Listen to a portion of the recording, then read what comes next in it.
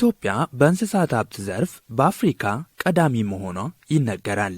ለዚህም አብዛኛው ዜጎቿ አርሶ አደሮች እንዲሁም ከፊል አርብቶ አደር በመሆናቸው ለቁጥሩ መጨመር አበርክቶ የጎላ ነው። በተለይ ባለፉት ጥቂት ዓመታት መንግስት ለዘርፉ በሰጠው ትኩረት የእንስሳት እርባታ የሌማት ትሩፋት ዕቅድ ማሳኪያ ዘርፍ መሆኑም በመታመኑ ሰፊ ስራዎች እየተከናወኑ ናቸው። ይህም ዜጎች የተመጣጠነ ምግብ በማዕዳቸው ከማቅረብ ባለፈም የምግብ ዋስትናቸውን እንዲያረጋግጡ ያግዛል። ይህ ውጥን እውን የሚሆነው ግን ለእንስሳት ተስማሚ መኖ በብዛትና በጥራት ሲቀርብ መሆኑ ይታመናል። ኢትዮጵያም ይህንን ችግር በዘላቂነት ለመፍታት ከ280 በላይ የመኖ ማቀነባበሪያ ማሽን መትከሏን ከግብርና ሚኒስቴር የተገኘው መረጃ ያመላክታል። የደቡብ ምዕራብ ኢትዮጵያ ሕዝቦች ክልልም የዚሁ አካል ነው። በክልሉ ከዚህ ቀደም 1 በመንግስትና 2 በግል ድርጅቶች የመኖ ማቀነባበሪያ ማሽን ተተክለው የመኖ ምርት እያቀረቡ መሆናቸው ይታወቃል። ይህንን ቁጥር ከፍ በማድረግ ተጨማሪ 6 የመኖ ማሽን ተከላ ስራዎችንም ጀምረዋል። በዛሬው መሰናዷችን የክልሉ ግብርና ቢሮ ከግብርና ሚኒስቴር ጋር በመተባበር የምጥን መኖ አዘገጃጀትና የመኖ ማሽን አጠቃቀም ላይ በዘርፉ ለተደራጁ ወጣቶችና ባለድርሻ አካላት ስልጠናን ሰጥተዋል። እኛም የስልጠናው ፋይዳ ላይ ያተኮረ መሰናዶ ይዘንላችሁ ቀርበናል። አብሮነታችሁ አይለየን።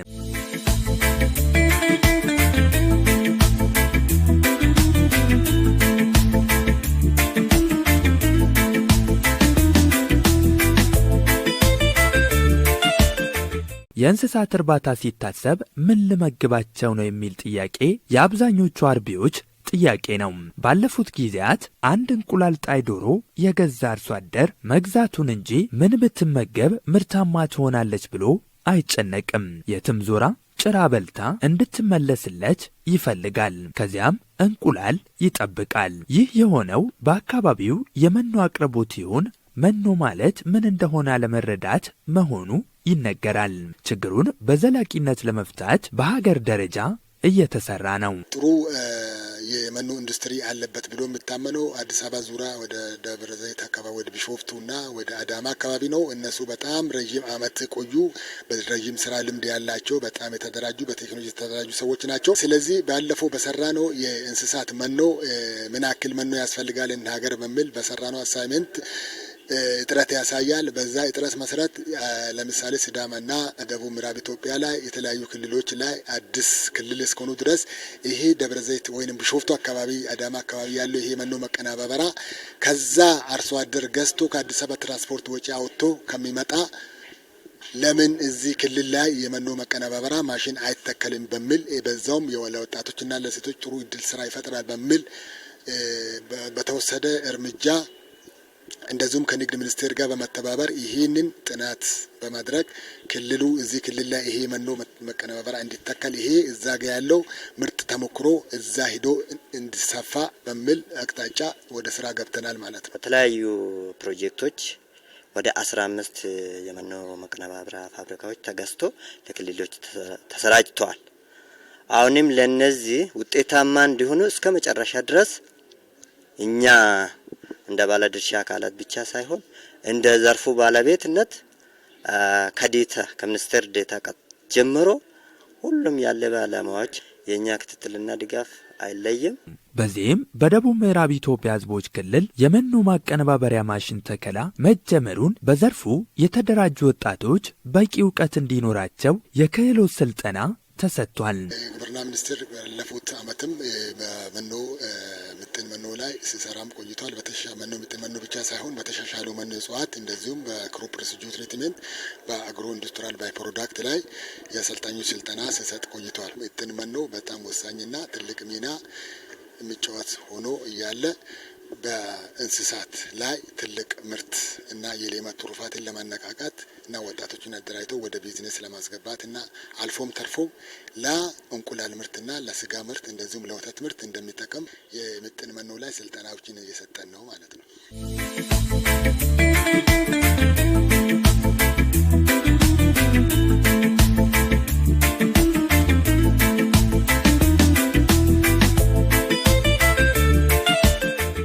የመኖ ዋጋ መናር በእንስሳት እርባታ ለተሰማሩ ወጣቶችም ይሁን አርብቶ አደሮችን እየፈተነ ይገኛል።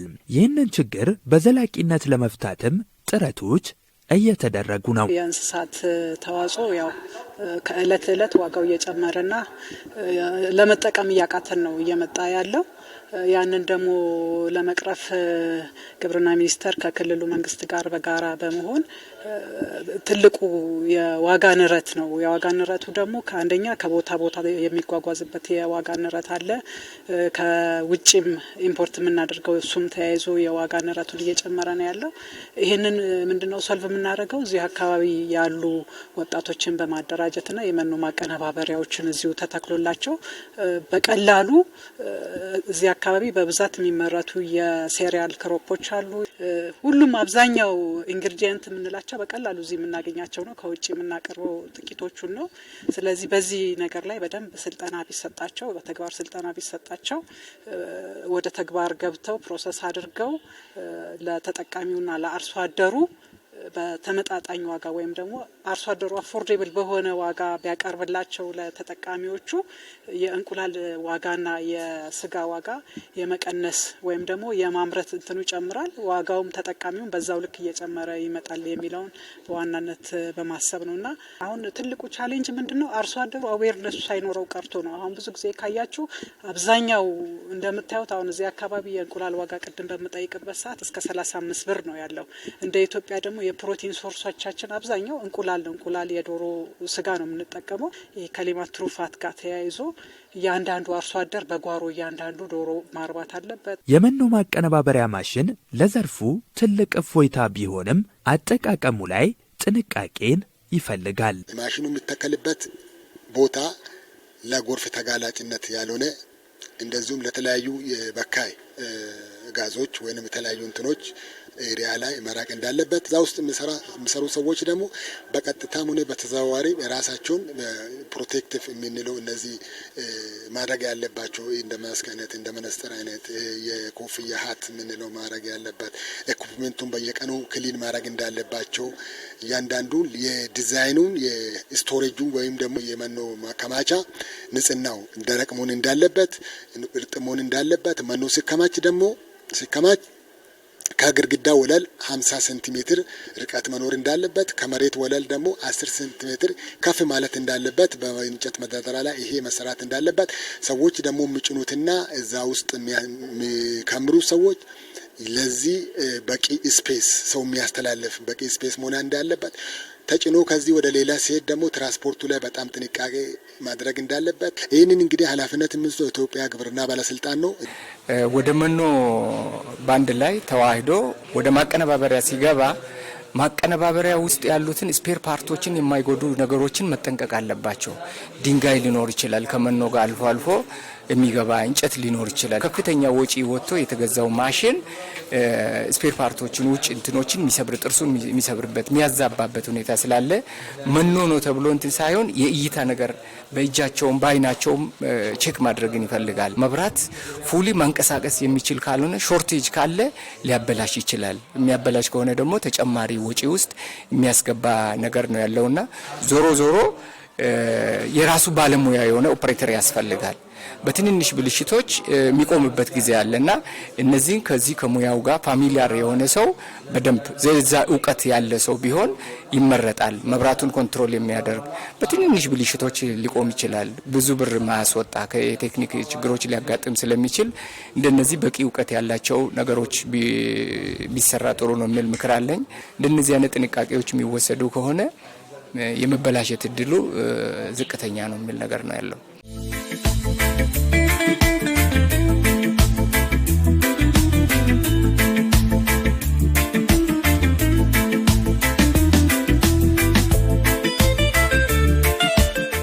በዘርፉ የተደራጁ ሰልጣኞች የቦንጋ ዶሮ እርባታ ማዕከልን ጎብኝቷል። በጉብኝታቸው የመኖ ማቀነባበሪያ ማሽን ስራ ሂደትንም ተመልክተዋል። በማሽኑ የተመረቱ መኖዎች ላይም ሰፊ ማብራሪያ ተሰጥቷቸዋል። እንግዲህ ማዕከሉ ሲቋቋም የአንድ ቀን ጫጩት እያባዛ ለተጠቃሚው ህብረተሰብ ክፍል በየጊዜው የተለያዩ ዝርያዎችን እያስገባ ማሰራጨት ነው በዋናነት ዋና አላማው። አሁን ባለው ሁኔታም ቴትራ የሚባል ብሪድ ይዘን ለህብረተሰቡ ለማከፋፈል እየተዘጋጀን ባለንበት ሰዓት እየተጎበኘ ያለው ነገር በተግባር መሬት ላይ ያለው ነገር ዶሮ ምን አይነት ዶሮ ነው ያለው የሚለውንም ሰልጣኞቹ እንዲረዱ ያመቻቸ እድል ነው ብዬ ነው የምወስደው። ከዛ ውጭም ደግሞ ምን አይነት መኖ እየተመገቡ ነው ለዚህ የሚበቁት። የአንድ ቀን ጫጩት መኖ አለ፣ የ48 ቀን አለ። ከዛም የተለያየ በፍላጎት በትእዛዝም የምናዘጋጅበት ሁኔታ ነው ያለውና አሁን ያው እዚህ የመኖ ማቀነባበሪያ ክፍል መኖ ሲቀነባበር ከምን ከምንድን ነው የሚለውን ባለሙያዎች በዝርዝር እያስረዱ ያሉበት ሁኔታ አለ።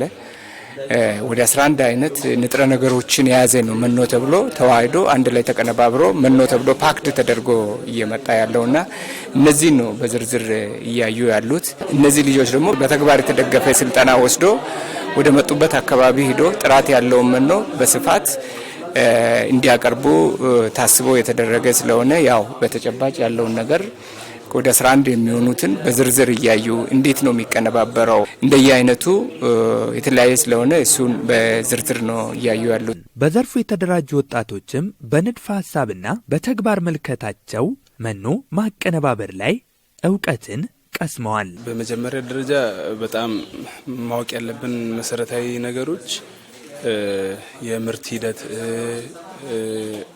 ኳሊቲ ላይ ማተኮር እንዳለብን፣ እያንዳንዶቹ ግብአቶች ምን ያህል መሆን እንዳለባቸው፣ ለተለያዩ እንስሳት ለዶሮ፣ ለቄብ ዶሮ፣ ለስጋ ዶሮ፣ ከብቶች ምናምን ለእያንዳንዱ እንዴት አይነት ነገር መጠቀም እንዳለብን በአጠቃላይ ስናመርት በምን አይነት መንገድ እንዴት ማመጣት እንዴት ባላንስ ማድረግ እንዳለብን ተመረናል። ሜካኒካል ነገሩንም የማሽኑንም እሱንም አይተናል። ከዚህ በኋላ ደግሞ ወደ ስራው ስንገባ ሞር ሄደን እዛ በፕራክቲስ ስናይ የበለጠ ይቀልናል ማለት ነው። የተሰጣቸውን መልካም እድል ተጠቅመው ተመራጭ መኖ ማምረትም ይጠበቅባቸዋል። በቆሎ፣ ማሽላ አልፎ ደግሞ የሩዝ ፍሩሽካ የወጣ እሱን አለ። በአቅራቢያችን የምናገኘው እሱን ነው ሞር። ሌላ ደግሞ ሮ ማቴሪያሎችን ከአዲስ አበባ የተፈጣንት የተለያዩ ነገሮችን እነ ሞላሰንስ የሚባሉትን እነሱን ከአዲስ አበባ ነው የምናመጣቸው እና እነዚህ ነገሮች ከተርጫዎች ጋር ኮሚኒኬት በማድረግ እኛ ጋር ያለውን ነገር ወደ እነሱ ጋር ያለውን ወደኛ በማድረግ ሼር አድርገን ብንሰራ ጥሩ ነው ብዬ አስባለሁ። ፕላስ ደግሞ እኛም ተጠቃሚ የምንሆንበትን ማህበረሰቡን የምንጠቅምበት ያ ሂደት ነው እዛ ጋር የምንሰራው ማለት ነው። አንደኛው ገንዘብ ለመስራት ነው፣ ሀብት ለማግኘት ራሳችንን ለመለወጥ ነው የመጀመሪያው። ሁለተኛው የማህበረሰቡን ጥያቄ ለመፍታት ነው። ስለዚህ ገበያ ውስጥ ስንገባ ከሌሎች አምራቾች ጋር ነው የምንወዳደረው። ስለዚህ ከነሱ ተሽለን መገኘት ነው። ለትርፍ ብለን ማይሆን ነገር አምርተን ነገር ከገበያ መውጣት አንፈልግም። ስለዚህ ኳሊቲው ላይ ሞር መስራት እንዳለብን ተምረናል እና እንደዛ ነው አቋማችን። ያው እንደ ጅማሬው በማሆኑ ትክክል ነው። እነዚህ የመኖ ማቀነባበሪያ ፋብሪካ ትንሽ ብዙ ፕሮሰስ አለው። እንደ ዝም ብለው መኖ ሊማዝ ብቻ ሳይሆን አሁን ሌሎች የሚለሙ መኖች በቀላሉ አርሶ አደርም ማንም ሰው ማልማት ይችላል። ድጋፍና ክትትል በማድረግ ለነዚህ የተደራጁ ወጣቶች የሚያስፈልጉ ስልጠናም ግብዓቶችም የገበያ ትስስርም በማድረግ ለወደፊት ውጤታማ እንዲሆኑ የሁሉም ባለድርሻ ርብርብ ያስፈልጋል ብዬ ገምታለሁ። አሁን ትልቁ ቻሌንጅ ምንድነው? አርሶ አደሩ አዌርነሱ ሳይኖረው ቀርቶ ነው። አሁን ብዙ ጊዜ ካያችሁ ዶሮ ጭራት ብላ ምናምን የሚል አመለካከት ነው ያለው። ከዛ አመለካከት መውጣት የምንችለው ደግሞ በመናገኘው አጋጣሚ ሁሉ ለአርሶ አደሮቻችን አዌርነስ መፍጠር፣ የኤክስቴንሽን ስራውን በደንብ ማቀላጠፍ እና እነዚህ አሁን የሰለጠኑ ወጣቶች በቀላሉ ደረጃውን ወይም ደግሞ በደንብ ኒውትሪሽን ፎርሙሌሽኑን በደንብ ተጠቅመው በትክክል ያዘጋጁት መኖ ለአርሶ አደሩ ቢጠቀም አርሶ አደሩ ከተጠቀመ በኋላ እዛ ዶሮ ላይ የሚያገኘው ለውጥ በሚያይ ሰዓት በሂደት እየተለወጠ ይላል እና ይሄንን ቻሌንጅ ሶልቭ ለማድረግ ያው አዌርነስ ነው ትልቁ ነገር። አዌርነስ የኤክስቴንሽን ስራችንን ማለት በደንብ ማቀላጠፍ፣ በተጨማሪ ደግሞ አክሰሱ እንዲያገኝ ማድረግ ነው። ያው እዚህ ጋር ስለምጥመኑ ጊዜ ባወራ አክሰሱ ከሌለ ወሬ ብቻ ሆኖ ነው የሚቀረው። ያ ወሬ ብቻ ሆኖ እንዳይቀር በጥቂት ቦታ ወይም ደግሞ በርቀት የነበረው የመኖ ማቀነባበሪያ አሁን መንግስት ትኩረት ሰጥቶ በየክልሉ ወጣቶችን እያደራጀ እንዲሁም እንደውም በፊት ኢምፖርት ነበር የሚደረገው የመኖ ማቀነባበሪያ ማሽኑ። አሁን ግን ኢንዱስትሪ ሚኒስቴር ከግብርና ሚኒስቴር ጋር በጋራ በመሆን በየክልሉ አሁን እንደዚህ ክልል ወደ 6 የመኖ ማቀነባበሪያ ማሽኖች ተተክለዋል። ሌሎችም ክልል እንዲህ ነው። ይሄ ማለት በቀላሉ አክሰስ ያደርጉታልና በየጊዜው ደግሞ አዌርነስ ሲሰጣቸው ይሄንን እየቀረፉ ያው በተመጣጣኝ ዋጋ ለአርሶ አደሩ ያቀርባሉ። በእንደዚህ መልክ ይቀርፋል ብለን ታሳቢ እናደርጋለን።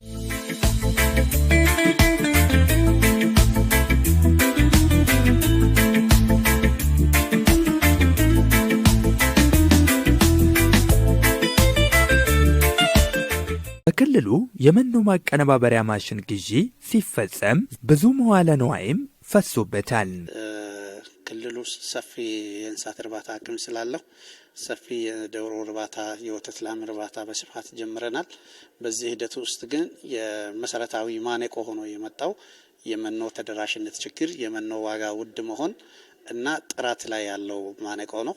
ይህን ችግር ለመፍታት የክልሉ መንግስት ከዞን መንግስት ጋር በመተባበር 27.5 ሚሊዮን ብር ገንዘብ ኢንቨስት በማድረግ 6 የመኖ ማሽኖችን በማምረት አገር ውስጥ በማምረት አቅም ኢንዱስትሪ ሚኒስቴር የኢትዮጵያ ኢንዱስትሪያላይዜሽን ሽግግር ውስጥ የተቀረጸውን ፕሮግራም በመጠቀም ከውጭ ሀገር ይመጣ የነበረውን የመኖ ማሽኖች በሀገር ውስጥ ማምረት አቅም ላይ በመፈጠሩ በተመጣጣኝ ዋጋ ሀገሪቱ ውስጥ በመመረቱ በዶላር ይገባ የነበረውን በኢትዮጵያ ብር ኢትዮጵያ ውስጥ በማምረት አንድ ዞን ቢያንስ አንድ የመኖ ማሽን ቢኖረው በአቅራቢያ ማምረት ቢቻል ጥራት ላይ ያለውንም መቆጣጠር ስለሚቻል ተደራሽነት ችግርንም መፍታት ስለሚቻል እንደዚሁም ትራንስፖርት ወጪና ሌሎችን በመቀነስ ዋጋም ማመጣጠን ስለሚቻል በሚል ተወስዶ 6 የመኖ ማምረቻ ማሽኖች እንደ ክልል ተመርቷል። ከ6 ውስጥ 3ቱ አልቆ ተጠናቆ ተተክለው የክህሎት ስልጠና የተሰጠባቸው ናቸው። 3ቱ ማሽኖች ደግሞ ተመርቶ ተጠቃለዋል። በመሆኑም ወጣቶቹ ይህንን እድል በአግባቡ ተጠቅመው ክልሉ በምጥን መኖ ምርታማ እንዲሆንና በሌማት ትሩፋት የተጀመሩ ተግባራትን ውጤታማ ማድረግ ይጠበቅባቸዋል። ከፍተኛ የሀገሪቱ የመኖ ማምረቻ ባለሙያዎችን እዚህ ድረስ በመላክ ስልጠናውን እየሰጡበት ሁኔታ ነው ያለው። ክልል ውስጥ ያሉ ፕሮግራሞችም ሌሎች አድሚን ወጪዎችን በማገዝ ይህን ስልጠና ሰጥተናል። በጥቅሉ የቲዮሪ ስልጠናዎችን ለ2 ቀን በአዳራሽ ውስጥ የሰጠንበት ሁኔታ አለ። መኖ ይዘቶቹ በቲዮሪ ላይ ያሉት እነዚህ ለምሳሌ አጥንትና ስጋ የሚባለው ፍሪሚክስ የሚባለው ላይምስቶን የሚባለው ሌሎች ኢንግሪዲየንቶች ወጣቶቹ በስም ከመስማት ውጪ ሳይንስ ላይ ወረቀት ላይ ከመማር ውጪ በተግባር ማወቃቸው ስለሆኑ በተግባር ደግሞ ቢያውቃቸው ብለን የቦንጋ ዶሮ እርባታ ማዕከል ውስጥ በተግባር እንዲያዩት አድርገን በእውቀት በክህሎትም ጭምር የበለጸጉበት ነው። ወጣቱ ውስጥም ትልቅ መነቃቃትና ተነሳሽነት የፈጠረ ነው። በቀጣይ ሂደትም በድጋፍና ክትትል አጠናክረን መኖ ማስመረቱን አግዘን አሁን ከአዲስ አበባ እየመጣ እዚህ በውድ ዋጋ የሚሸጠውን መኖ በተመጣጣኝ ዋጋ እዚህ አመርተን በተመጣጣኝ ዋጋ ለአርቢዎች አቅርበን መኖ ዋጋ ስታረጋጋ የእንቁላል ዋጋ ብሮ ይረጋጋል። መኖ ዋጋ ስታረጋጋ የወተት ዋጋ ብሮ ይረጋጋል። ብቻም ሳይሆን ኮንቲኒዩቲ ቀጣይነት እንዲኖረው ያደርጋል። ወጣት በዶሮ እርባታ ተደራጅቶ ስራ እድል ሲፈጥርለትና መኖ ማቅረብ አቅርቦ ሲጠፋ መኖ ዋጋ ሲወደድበት ዶሮ ሽጦ ዘግቶ ይወጣል። ቀጣይነትን ያሳጣል። ዛሬ እንቁላል እያመረተ ያየው ድርጅት ነገ ላይ አይቀጥልም። ይሄ የቀጣይነት ችግር ከመኖ ጋር የመጣ ስለሆነ የቀጣይነት ችግርንም እንዲፈታ ነው ይሄ ስልጠና የሰጠ ነው። መላው ኢትዮጵያውያን በቤተሰብ ደረጃ የምግብ ዋስትናቸውን ማረጋገጥ ይኖርባቸዋል። የመኖ ምርትና ምርታማነት ላይ የተጀመሩ ተግባራት ተጠናክረው ሊቀጥሉ ይገባል እያልን ዝግጅታችንን በዚሁ ቋጨን። ሰላም።